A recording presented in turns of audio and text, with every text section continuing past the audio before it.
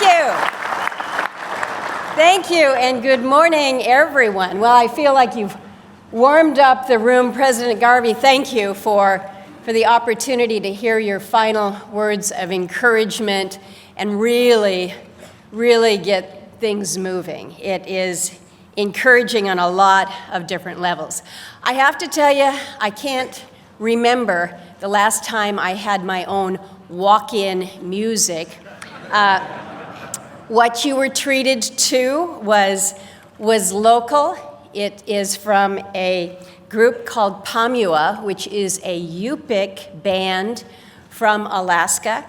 That was one of their songs. It's called Electric Igloo. So our IBEW friends should be encouraged by that. But I also want to recognize the group who walked up to the stage with me. They've probably made one of the longer trips to be here this week to ensure that our home state of Alaska is well represented at this national conference.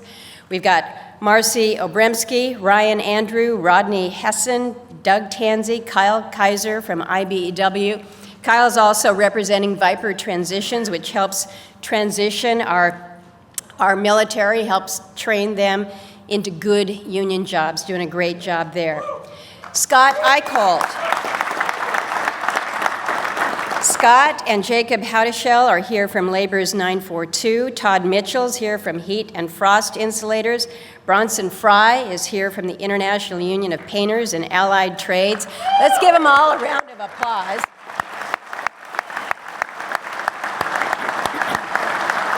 They are doing great work. They are doing great work to ensure that the biggest state in the union has many strong union jobs, and I am very proud to represent them. I'm also proud to represent a state where unions are supported and respected across so many of our different industries, and I'm proud to do what I can in the United States Senate to help advance the building trades priorities. We have had in Alaska a long history of pro-labor. Truth of the matter is we could not have built that Trans-Alaska pipeline, the economic backbone of our state. We could not have done that without our unions. So thank you for that. Thank you for that, because that has been for some 40 years and continues to be that artery, that economic artery for us. We're still trying to make sure that all of our big projects have the potential for project labor agreements, and that includes the next big pipeline that we're planning to build to bring our natural gas to our allies and to markets around the world. This is going to be an important project. As the Alaskans today can attest to, TAPS, the Trans-Alaska Pipeline, helped usher an era of unprecedented opportunity to our state. There were thousands of people building an 800-mile marvel. It really was a marvel that ran from Alaska's North Slope down to Tidewater in Valdez. And thanks to that mega project and many others, we've been able to make some good and significant strides when it comes to core infrastructure. But we're still lagging behind. We have a long ways to go in a state like Alaska. We only became a state in 1959, so even with TAPS, we just lack some of the basic infrastructure that many of us take for granted. We haven't had that same level, that same duration of federal funding. We're not part of anybody's transportation grid. We're not part of anybody's energy grid. We have to kind of do it on our own up there. So it's not just the roads. It's not just the energy. It comes down to things like drinking water systems that folks have enjoyed and just expect in their communities. And so we're looking at this infrastructure bill through the eyes of not so much rebuilding, but building for the first time. What became very obvious to us in the Congress, whether you're from a state like Alaska or a state like Alabama, Our infrastructure in this country was in desperate need of repair or rebuild or building for the first time. Our roads, our ports, our airports, we've seen the deterioration. We've seen so many of our bridges that are structurally deficient. Entire communities in my state lack clean water and sanitation systems. We have a system that we're not very proud of, but it basically is we call it a honey bucket, but it's like a Home Depot or a Lowe's bucket sitting in the corner with a toilet lid on it if you're lucky. And you haul your human waste out and dump it. That's happening in my state in this year of 2020.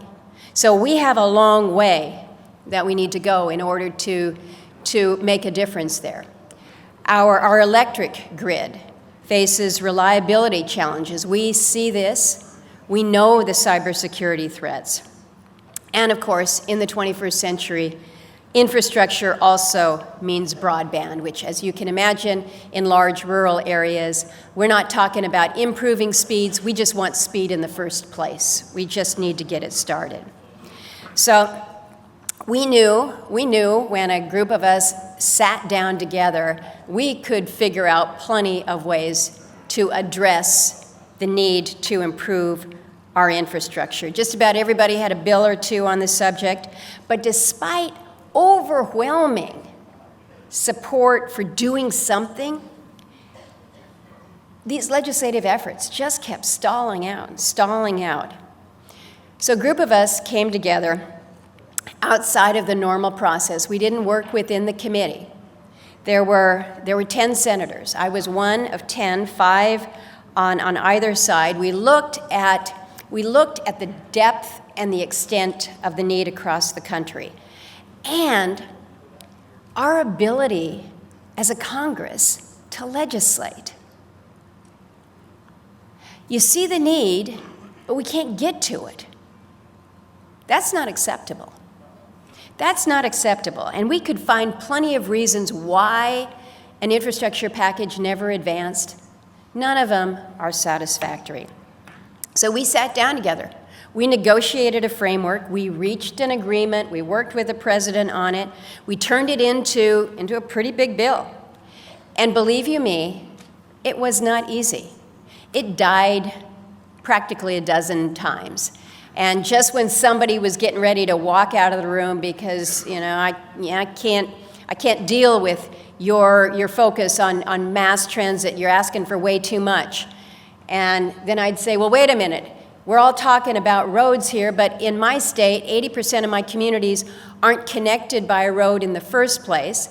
And by the way, one whole section is nothing but a string of islands, so we're not ever going to have roads. But let me talk to you about what a marine highway system means, and can we have that discussion?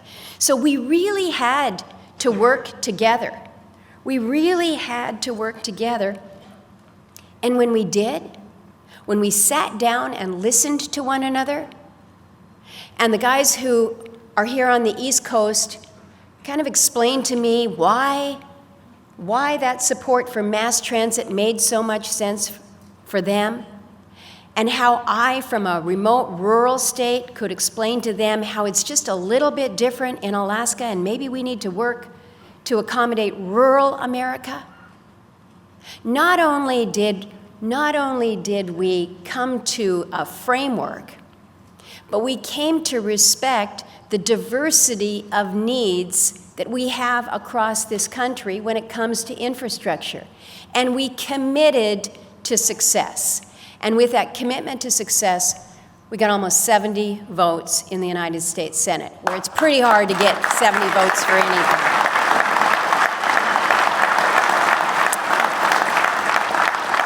So we called it a super fancy name, the Infrastructure and Jobs Act. Perfect. But just because you move something through the Senate doesn't mean it becomes law. We know what happens far too often. The politics on the other side kind of does a kaboom and you can't move forward. That's exactly what happened. There was partisan pressure almost immediately to push back against this infrastructure bill.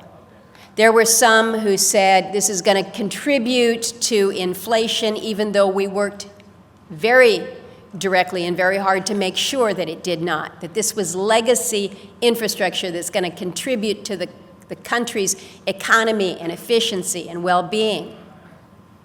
There were those who said, oh, no, this is nothing but the Green New Deal all over again, and you can't touch that if you're a Republican. Baloney, that was not what it was, but that was the hype. And so we had to really work it in the House, and I want to give a shout out to our recently departed and my colleague on the House side, Congressman Don Young. Don looked at this bill, he said, no, this bill is not only good for Alaska, it's good for the country. I'm not only going to vote for it, but I'm going to whip it, and I'm going to whip it hard, and I'm going to get the votes in the House to do it. And I want to thank our congressman, even though he's no longer with us. We lost him about 2.5 weeks ago. We just had his services in Alaska. But Don Young was a strong, strong believer in the strength of labor in this country, of the building trades across this country and in our state. Thank you.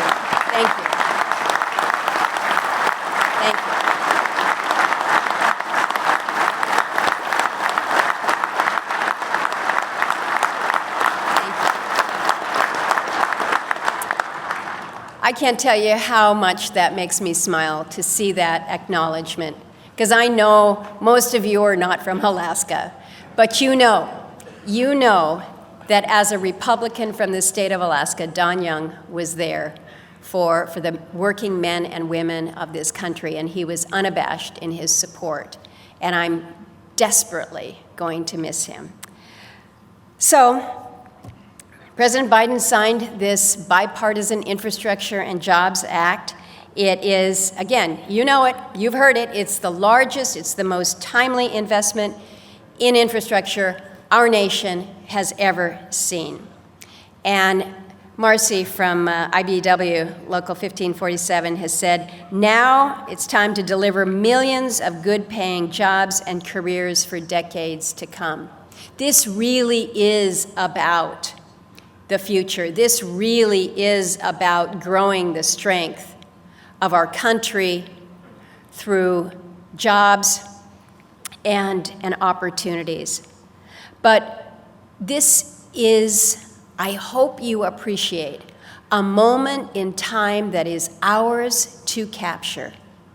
It is this moment when the federal government has stepped forward and said, this is an investment in infrastructure, but it's an investment in the men and the women who are going to make it happen, and that is you. That is you. So this is the time to seize. I like to think of the passage of the infrastructure bill as kind of the end of the beginning. Now comes the hard work of implementation, of project management, of actually going out and building stuff.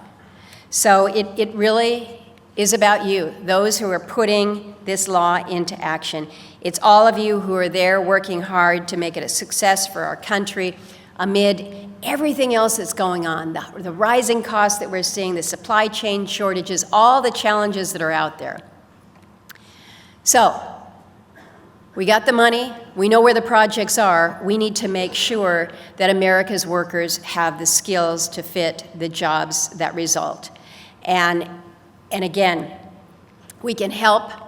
We can do that through the registered apprenticeships, the job centers, the union training programs like VIPER that match our nation's veterans, transitioning service members, military spouses with good paying jobs in the building trades. We know that some of that support is included within the infrastructure law, but I think we all have to recognize that the extent of what is in front of us is going to be significant, so we need to be thinking long-term, we need to be thinking strategic about investments in job training, not only for adults and veterans, not only for those who realized during the pandemic that working in a restaurant, a grocery store, an office really wasn't what they wanted to do. We need to be reaching out to our young people. We need to be reaching out to our young people. We don't want to wait until they get through high school. We need to be connecting with them.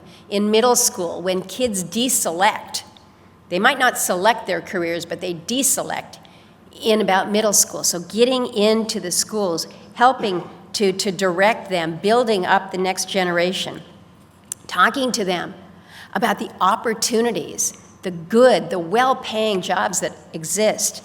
Let them know how important that these rewarding careers can be. So I would just encourage you, partner with whether it's your local schools, your career and tech ed teachers, your after-school programs, even your parent-teacher organizations to help our young people recognize that work in the building trades is a positive path that leads to a solid future.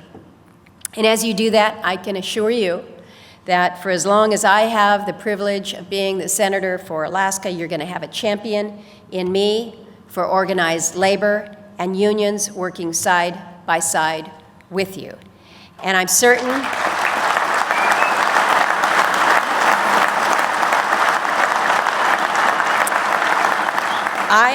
we're going to continue to find success in areas even where it might not be expected. We did that with my Energy Act of 2020, which contained what I believe was the only expansion of Davis-Bacon prevailing wages to pass in the entire last Congress. And that was no accident.